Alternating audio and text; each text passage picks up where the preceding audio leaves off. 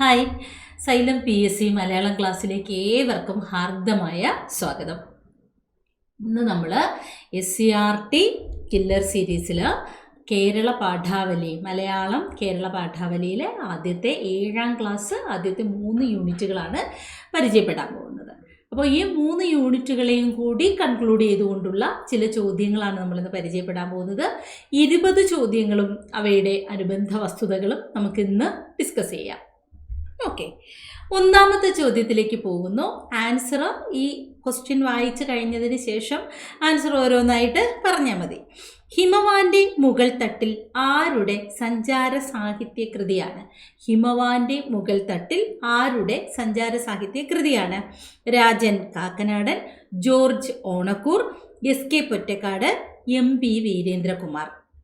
ഇങ്ങനെ 4 ഓപ്ഷനാണ് തന്നിരിക്കുന്നത്. ഓപ്ഷൻ A ആണോ, B ആണോ, C ആണോ, D ആണോ പറയാമോ?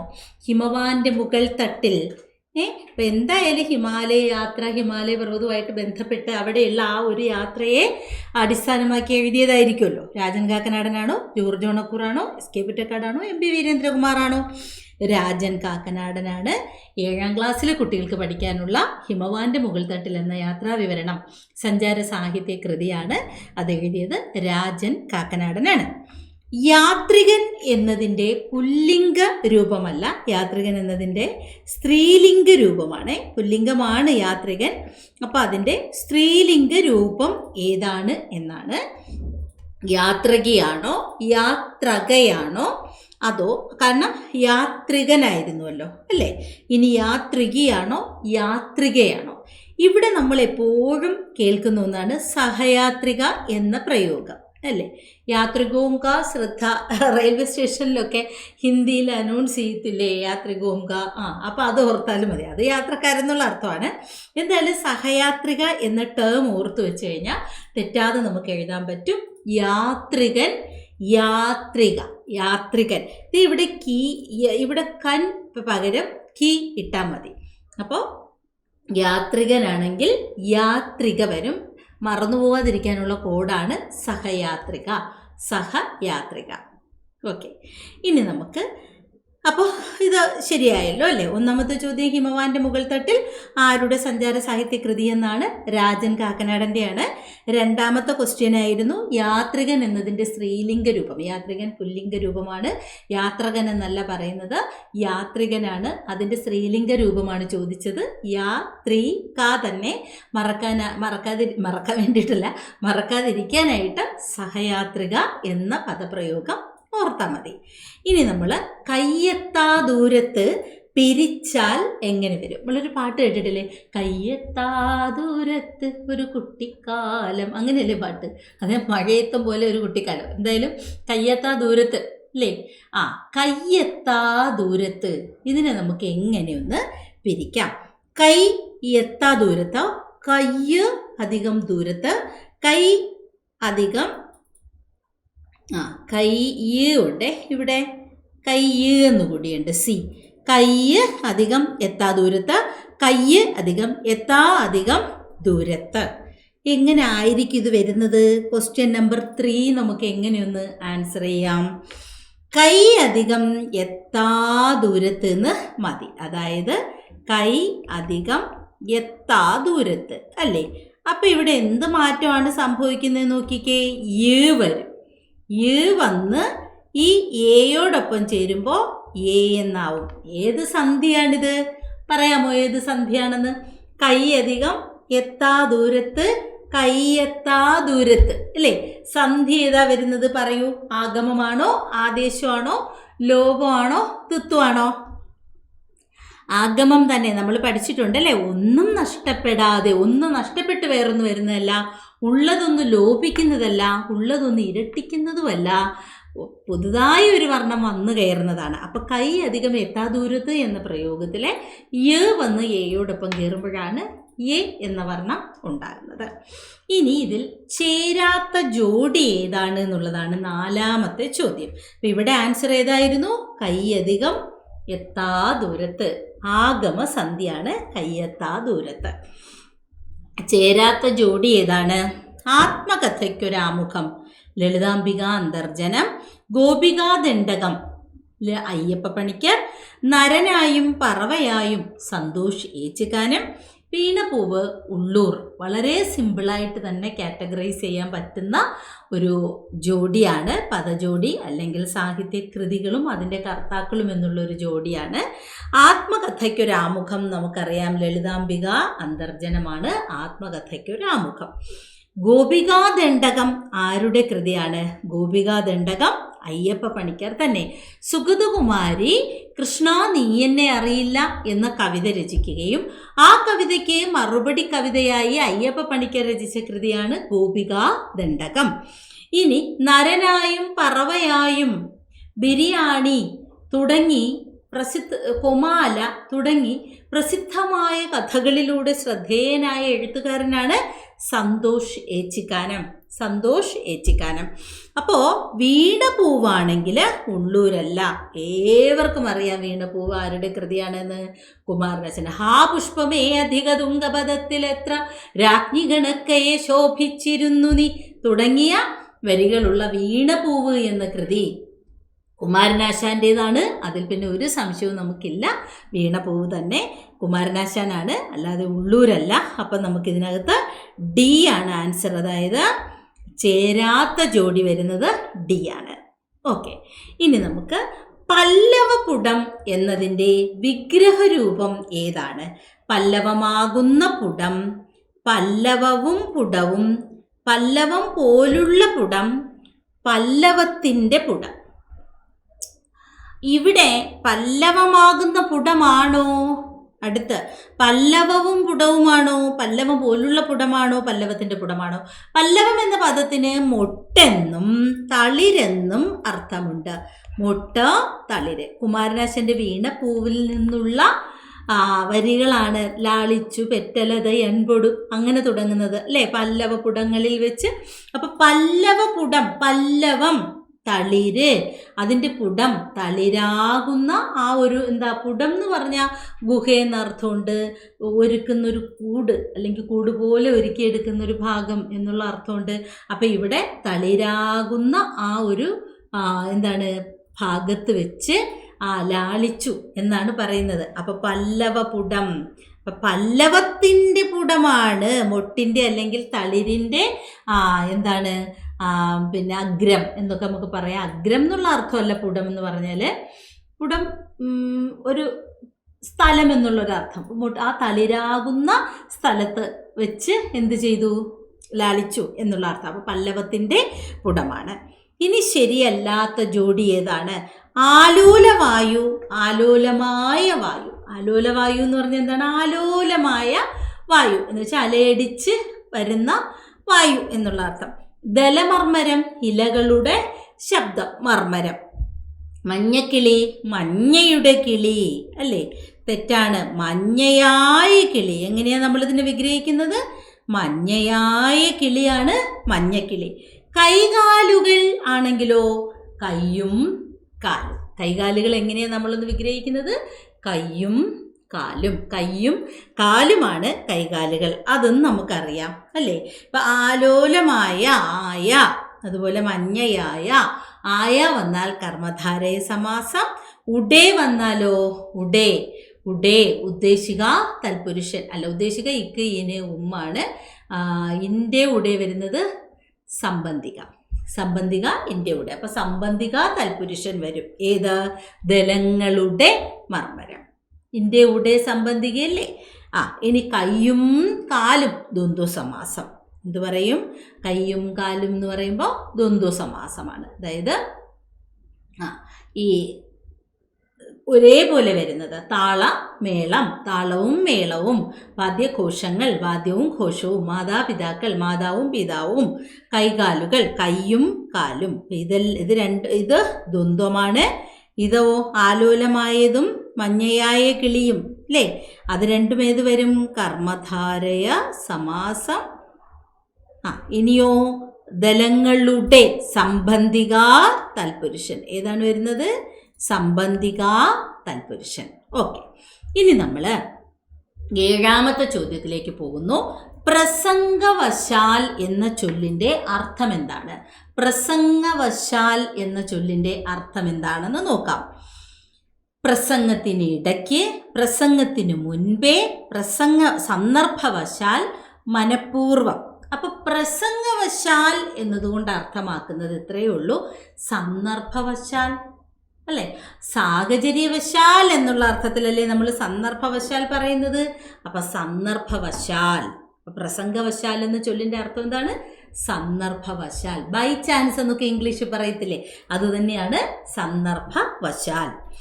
ഈ ജീവിത കഥ പറയാൻ വെറും ഒരു പിടി വാക്കുകൾ മാത്രം.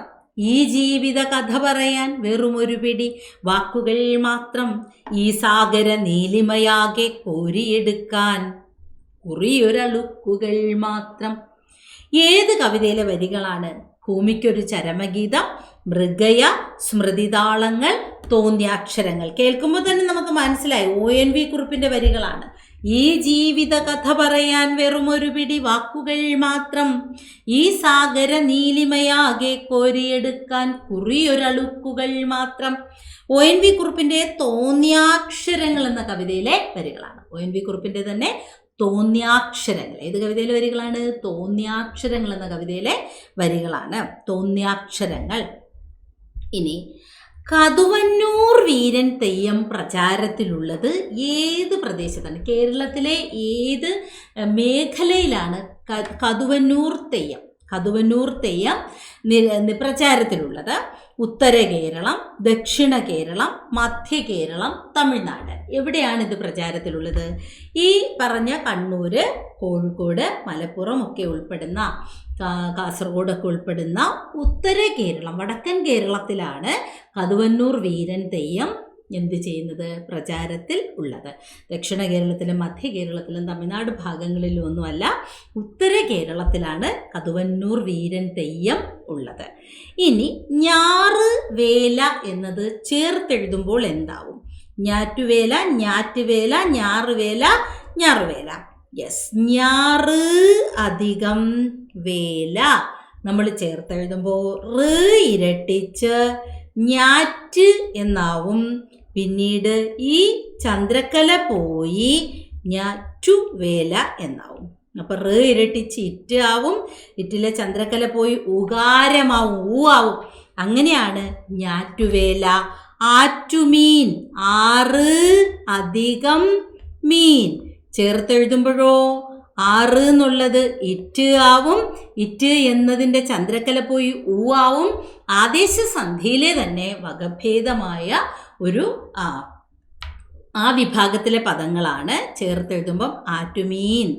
വീട്ടുജോലി, വീട് അധികം ജോലി ചേർത്തെഴുതുമ്പോഴോ ഡ ഇരട്ടിച്ച് ഇട്ട് ആവും, ഇട്ട് ചന്ദ്രക്കല മാറി ഉകാരമാവും, വീട്ടുജോലി. അപ്പോ ആറ്റുമീൻ, ഞാറ്റുവേല, വീട്ടുജോലി. അതുപോലെ നാട്ടുഭാഷ, നാട് അധികം ഭാഷ, ഡ ഇട്ട് ആവും, ചന്ദ്രക്കല പോയി ഉകാരമാവും, ചേർത്തെഴുതുമ്പോൾ നാട്ടുഭാഷ എന്നാവും. കാട്ടുനീതി, കാട്ടുപാത, ഇതൊക്കെ ഈ രീതിയിൽ തന്നെയാണ് വരുന്നത്. ഓക്കെ അല്ലേ? അപ്പോൾ ഇവിടെ ആൻസർ ഞാറ്റുവേലയായിരുന്നു. ഓപ്ഷൻ എ ഞാറ്റുവേല. കരി അധികം കാറ്, കരിങ്കാറ് സന്ധി ചെയ്ത് നമ്മൾ സൈലം PSCയുടെ യൂട്യൂബ് ചാനലിലും സൈലം PSCയുടെ ക്ലാസ്സിലും ഒക്കെ നമ്മൾ ആഗമസന്ധി പഠിച്ചതാണ്. കരിമല, മാമുള, പൂപുളി, പൈപ്പന എന്നീ പദങ്ങളിൽ തുടങ്ങുകയും ചേർത്തെഴുതുമ്പോൾ ഉങ്ക, ഇഞ്ച, ഇന്ത, ഇമ്പ എന്നിവ വരികയും ചെയ്താൽ ആഗമസന്ധിയാണ് എന്നുള്ളൊരു റൂള് പറഞ്ഞിരുന്നു. അപ്പം എന്തായാലും കരി അധികം കാറാണ്. ചേർത്തെഴുതുമ്പോൾ ങ് എന്ന വർണ്ണം വന്ന് ഈ കായോടൊപ്പം ചേരുമ്പം ഇങ്കയാവും. അങ്ങനെ ചേർത്തെഴുതുമ്പോൾ കരിങ്കാറ് എന്ന പദം കിട്ടും. കാറ് മേഘം, കാർമേഘം അല്ലേ? കറുത്ത മേഘം, കാർ വർണ്ണൻ, കറുത്ത നിറമുള്ളവൻ. അങ്ങനെ നമുക്ക് കരിങ്കാറ്, കറുത്ത നിറമുള്ള മേഘം എന്നുള്ള അർത്ഥത്തിൽ നമുക്കിവിടെ കരിങ്കാറ് കൊടുക്കാം. അപ്പം ഇവിടെ ഏത് സന്ധി എന്നാണ് ചോദിച്ചത്? ആഗമ സന്ധിയുടെ രണ്ടാമത്തെ റൂളായിരുന്നു അല്ലേ. ആദ്യം യ് വ് എന്നിവ ആഗമിക്കുമെന്നും രണ്ടാമത്തെ റൂളായിട്ടാണ് കരിമല, മാമുള, പൂ, പുളി, പൈ, പന എന്നീ പദങ്ങളിൽ തുടങ്ങുകയും ചേർത്തെഴുതുമ്പോൾ ഇങ്ക, ഇഞ്ച, ഇന്ത, ഇമ്പ എന്നിവ വരികയും ചെയ്താൽ ആഗമസന്ധിയാവുമെന്ന് നമ്മൾ പഠിച്ചത്. ഇനി പിതൃയാനം ആരുടെ കഥയാണ്? ബെന്യാമിൻ, KR മീര, ഉണ്ണികൃഷ്ണൻ പുതൂർ, സുഭാഷ് ചന്ദ്രൻ. ഉണ്ണികൃഷ്ണൻ പുതൂറിൻ്റെ കഥയാണ് പിതൃയാനം. ഇദ്ദേഹത്തിനെ മലയാള സാഹിത്യലോകം വിളിക്കുന്ന ഒരു പേരുണ്ട്, ആത്മസംഘർഷങ്ങളുടെ കഥാകാരൻ. ആത്മസംഘർഷങ്ങളുടെ കഥാകാരൻ എന്ന അപരനാമത്തിൽ അറിയപ്പെടുന്ന ആളാണ് ഉണ്ണികൃഷ്ണൻ പുതൂർ. ആത്മസംഘർഷങ്ങളുടെ കഥാകാരൻ എന്ന് വിളിക്കുന്നത്. അതായത് ഈ ഉണ്ണികൃഷ്ണൻ പുതൂരിൻ്റെ കഥയിലെ കഥാപാത്രങ്ങളെല്ലാം തന്നെ ആത്മസംഘർഷം പ്രകടിപ്പിക്കുന്നവരാണ്. ആത്മസംഘർഷങ്ങളിലൂടെ കടന്നു പോകുന്ന കഥാതന്തുവാണ് ഉണ്ണികൃഷ്ണൻ പുതൂരിൻ്റേത്. ഇങ്ങനെ ഉണ്ണികൃഷ്ണൻ പുതൂരിൻ്റെ പ്രശസ്തമായ ഒരു കഥയാണ് പിതൃയാനം. കുട്ടികൾക്ക് പഠിക്കാനുള്ളതാണ് ഉണ്ണികൃഷ്ണൻ പുതൂരിനെ കുറിച്ച്. പിതൃയാനം ഇതുപോലെയാണ്. ഉണ്ണി ആർ കേട്ടിട്ടുണ്ടാവും അല്ലേ. ഉണ്ണി ആർ, ലീല, വാങ്ക് തുടങ്ങിയ കഥകളൊക്കെ രചിച്ച ആധുനിക എഴുത്തുകാരാണ് ഉണ്ണിയാർ. അപ്പോൾ നമ്മൾ ഇങ്ങനെയൊക്കെ ആധുനിക കെ രേഖ, പ്രിയ എസ്, നമ്മളിപ്പോൾ ശരിക്കും ബെന്യാമിനെയും MT യെയും KR മീരയും C രാധാകൃഷ്ണനെയും അവരെയൊക്കെ TD രാമകൃഷ്ണനെയും ഒക്കെ അറിയുമ്പോൾ പുതിയ എഴുത്തുകാർ, ഉണ്ണിയാറൊന്നും പുതിയ എഴുത്തുകാരല്ല എങ്കിലും ഇന്ദുഗോപൻ, ഉണ്ണിയാർ, കെ രേഖ, പ്രിയ എസ് ഒക്കെ പുതിയ എഴുത്തുകാരാണ്, അല്ലെങ്കിൽ ധാരാളം വായിക്കപ്പെടേണ്ടവരാണ്. നമുക്കറിയാം വേഗതയേറിയ പഠനമാണെന്ന്. പക്ഷെ ജോലി കിട്ടിയിട്ടായാലും വായിക്കണം, കൃതികളൊക്കെ അടുത്തറിയണം. എഴുതാനൊക്കെ കഴിവുള്ളവരുണ്ടാവും, ഈ PSC പഠനത്തിൻ്റെ ഭാഗമായിട്ട് മാറ്റിവെച്ചതായിരിക്കും. അപ്പോൾ തീർച്ചയായിട്ടും വായിക്കണം. പിന്നെ സന്തോഷ് ഏച്ചിക്കാനം പറയാൻ മറന്നുപോയി. സന്തോഷ് ഏച്ചിക്കാനം, കൽപ്പറ്റ നാരായണൻ, ഇവരെയൊക്കെ നമ്മൾ അടുത്തറിയേണ്ടുന്നവരാണ്. സന്തോഷ് ഏച്ചിക്കാനത്തിൻ്റെ ബിരിയാണിയൊക്കെ ഒന്ന് വായിക്കണം അല്ലേ. ആഹാരം വേസ്റ്റാക്കുന്ന ഒരു സമൂഹത്തിൻ്റെ കഥയാണ് അദ്ദേഹം പറയുന്നത്. അപ്പം പിന്നെ P. വത്സലയൊക്കെ നമ്മൾ സേതു, P. വത്സലയൊക്കെ നമ്മൾ ഓൾറെഡി വായിച്ചിട്ടുള്ളവരാണ് അല്ലേ. പക്ഷേ വായിക്കാത്ത ധാരാളം നമ്മൾ പലപ്പോഴും ബഷീറിലും തകഴിയിലും MT യിലും ഒക്കെ ഒതുങ്ങി നിൽക്കുമ്പോൾ ആധുനിക തലമുറയിൽപ്പെട്ട എഴുത്തുകാരെ, അതുപോലെ കവിതയാണെങ്കിലും പിന്നണി ഗാനരചയിതാവെന്ന് പറഞ്ഞ് മാറ്റി നിർത്തപ്പെട്ട ആൾക്കാരുണ്ട്. പ്രഭാവർമ്മ, അതുപോലെ തന്നെ റഫീഖ് അഹമ്മദ്. ഇവരുടെയൊക്കെ കവിതകളും നമ്മൾ വായിക്കുന്നതിലൂടെ നമ്മൾ തന്നെ റെജുവിനേറ്റ് ചെയ്യപ്പെടും. നമ്മളിലൊരു വേറൊരു സാഹിത്യ അംശം, അല്ലെങ്കിൽ നമ്മളിൽ തന്നെ ഒരു തരളിത ഭാവം വരുന്നു. എല്ലാ സാഹിത്യ കൃതികൾക്കും മനുഷ്യനെ മാറ്റിമറിക്കാനാവും. നമ്മളിലെ ചിന്തകൾക്ക് കുറച്ചുകൂടി തീപിടിക്കപ്പെടും. ചിന്തകൾ കഥാപാത്രങ്ങളോടൊപ്പം സഞ്ചരിക്കുന്ന ഒരു മാനസികാവസ്ഥയിലേക്ക് നമ്മൾ പോകും. അപ്പോൾ തീർച്ചയായിട്ടും ഇപ്പോൾ സമയമില്ലെങ്കിൽ ജോലി കിട്ടിയിട്ട് എല്ലാം ഒന്ന് വായിക്കണം. അപ്പോൾ പിതൃയാനമൊക്കെ ഒന്ന് വായിക്കേണ്ട കൃതിയാണ്. നിർവചിക്കാൻ കഴിയാത്തത് ഒറ്റപ്പദം എന്താണ്? അവാച്യം. വാക്കുകൾ കൊണ്ട് പറയാത്തതാണ് അവാച്യം അല്ലേ. അനിർവചനീയമാണ്. നിർവചിക്കാൻ കഴിയാത്തത് അനിർവചനീയം. വാചാമഗോചരമോ? അത് വാക്കുകൾ കൊണ്ട് പറയാൻ പറ്റാത്തത്. വാക്കുകൾ കൊണ്ട് പറഞ്ഞറിയിക്കാൻ പറ്റാത്തത്. പറഞ്ഞറിയിക്കാൻ കഴിയാത്തത്. വാക്കുകൾ കൊണ്ട് പറഞ്ഞറിയിക്കാൻ കഴിയാത്തതാണ് വാചാമഗോചരം. വാക്കുകൾ കൊണ്ട് പറഞ്ഞറിയിക്കാൻ പറ്റാത്തത്. അതിയായ ആകർഷിക്കുന്നത് അത്യാകർഷകം. വാച്യം വാക്കുകൾ കൊണ്ടല്ലാതെ പറയുന്നത്. പക്ഷേ നിർവചിക്കാൻ, അതിനെ എഴുതി നിർവചിക്കലായാലും ശരി, പറഞ്ഞ് നിർവചിക്കലായാലും ശരി, നിർവചിക്കാൻ കഴിയാത്തത് അനിർവചനീയം. നിർവചിക്കാൻ കഴിയാത്തതിൻ്റെ ഒറ്റപ്പദം എന്താണ്? അനിർവചനീയം. ഇനി ഇതിൽ ശരി അല്ലാത്തത് ഏത് എന്നാണ് ചോദിച്ചിരിക്കുന്നത്. പീഡ ഇങ്ങനെ തന്നെയാണ് എഴുതുന്നത്. പീഡയും പീഡനവും. ക്രീഡ ഇങ്ങനെയാണ് എഴുതുന്നത്. പ്രൗഢം ഇങ്ങനെയാണ് എഴുതുന്നത്. ആഡംബരം തെറ്റാണ്. ആഡംബരം എന്ന് എഴുതുമ്പോൾ മറിച്ചിട്ടാൽ മാത്രം മതി മക്കളെ. ചുറ്റിക്കെട്ടൊന്നും വേണ്ട. ചുറ്റിക്കെട്ടൂല. ആഡംബരമൊക്കെ കാണിച്ചു, ചുറ്റിക്കെട്ടില്ലാതെ ആഡംബരം കാണിച്ചാൽ മതി എന്ന് പറയാം. ക്രീഡ, കുട്ടികളല്ലേ കളിക്കണേ, അതിലെന്ത് ചുറ്റിക്കെട്ട്, അത് ക്രീഡ. ഇനി പ്രൗഢം കേൾക്കുമ്പോൾ തന്നെ പ്രൗഢം എന്താണ്? കുറച്ച് പ്രൗഢമായ ചിന്ത എന്നൊക്കെ നമ്മൾ പറയത്തില്ലേ, അത് തന്നെ. അപ്പം ചുറ്റിക്കെട്ട് ഇരുന്നോട്ടെ. ഇനി ബാലാതപം എന്നാൽ അർത്ഥം എന്താണ്? ബാലാതപം എന്ന് പറഞ്ഞാൽ ഇളം വെയിൽ. ആതപം എന്താണ്? വെയിലാണ്. സൂര്യാതപം എന്ന് നമ്മൾ പറയില്ലേ, സൂര്യതാപമെന്നോ സൂര്യാതപമെന്നോ പറയാം. സൂര്യന്റെ വെയിലിനെയാണ് എന്ത് പറയുന്നത്? സൂര്യാതപം. അപ്പൊ ബാലാതപം എന്ന് പറഞ്ഞാലോ ഇളം വെയിൽ. രാവിലെ ഉള്ളത് ബാലാതപമാണ് അല്ലേ, കത്തിജ്വലിക്കുന്ന വെയിലല്ലല്ലോ രാവിലെ ഉള്ളത്. അപ്പൊ ബാലാതപം ഇളം വെയിൽ. ഇനി വാങ്മയം. ഇപ്പം നമ്മൾ ഐശ്വര്യ എന്ന് പറയുന്ന ഒരു കുട്ടിയെക്കുറിച്ച് നമ്മൾ എന്ത് ചെയ്യുന്നു? വാക്കുകൾ കൊണ്ട് ഒരു ചിത്രം തീർക്കുന്നു അല്ലേ. അപ്പോൾ ഐശ്വര്യയുടെ കണ്ണുകൾ മനോഹരമാണ്, ഐശ്വര്യ ചിരിക്കുന്നത് നമുക്കിഷ്ടപ്പെടും, ഐശ്വര്യയുടെ സംസാരം വളരെ ക്യൂട്ടാണ്, ഐശ്വര്യ എല്ലാവരോടും ചിരിച്ചു മാത്രം സംസാരിക്കുന്ന കുട്ടിയാണ്. ഇങ്ങനെയൊക്കെ പറയുമ്പോൾ ഐശ്വര്യയെക്കുറിച്ചൊരു വാങ്മയ ചിത്രം നമ്മൾ തീർക്കും അല്ലേ. അപ്പോൾ വാഗ് അധികമയം, ബാക്കിയെല്ലാം ക എടുക്കുമ്പോൾ ഗ ആവും അല്ലേ. പിരിക്കുമ്പോൾ ക വരുന്നതൊക്കെ ചേർത്ത് എഴുതുമ്പോൾ ഗ ആകും. അതായത് ഖരം മൃദുവായി മാറുമെന്ന ആദേശസന്ധിയുടെ റൂൾ പ്രകാരം. ഉദാഹരണത്തിന് വാഗ് അധികം ദാനം അല്ലേ, ചേർത്തെഴുതുമ്പോൾ എന്താവും? വാഗ്ദാനമാവും. അതുപോലെ വാഗ് അധികം വാദം, ചേർത്തെഴുതുമ്പോഴോ ക പോയി ഗ ആവും. ഗ വാ ഗ്വാ, അങ്ങനെ വാഗ്വാദം. പക്ഷെ വാങ്മയം മാത്രം എന്താകുന്നു? ക മാ ചേരുമ്പോ ങ്ങായാവും. അങ്ങനെയാണ് വാങ്മയം കിട്ടുന്നത്. വാഗ്മയം വാങ്മയ ചിത്രം. ഓക്കെ. അതുപോലെ തന്നെയാണ് തൊക് മാംസം എന്താവും? തൊങ്മാംസമാവും. തൊക് മാംസം ക മാ വന്നാൽ ങ്ങായാവുമെന്ന് പഠിച്ചു വെച്ചിരുന്നാൽ മതി. 17ാമത്തെ ചോദ്യം, തപ്താനിലൻ അർത്ഥം എന്താണ്? തപ്താനിലൻ എന്ന് പറഞ്ഞാൽ ചൂടുകാറ്റ്. അനിലൻ കാറ്റ്. അതുപോലെ അനലൻ തീയാണ്. അനലൻ എന്താണ്? തീയ്. അപ്പോൾ തപ്തം ചൂടുള്ളത്. തപ്തം എന്താണ്? ചൂടുള്ളത്. അപ്പൊ തപ്താനിലൻ ചൂടുകാറ്റ്, ഉഷ്ണക്കാറ്റ് എന്നൊക്കെ പറയാം. എന്ത് പറയാം? ഉഷ്ണക്കാറ്റ് എന്ന് പറഞ്ഞൂടെ മക്കളെ? അതല്ലേ ചൂടുകാറ്റ്, ഉഷ്ണക്കാറ്റ്. സംഗീതധാര സന്ധ്യേത്. സംഗീതം ധാരയാണ്, വരദാനം പോലെ. വരം ദാനം വരദാനം. സംഗീതം ധാര, സംഗീതധാര. അനുസ്വാരം അങ്ങ് പോവും, ബാക്കിയുള്ളത് ചേർത്തെഴുതും.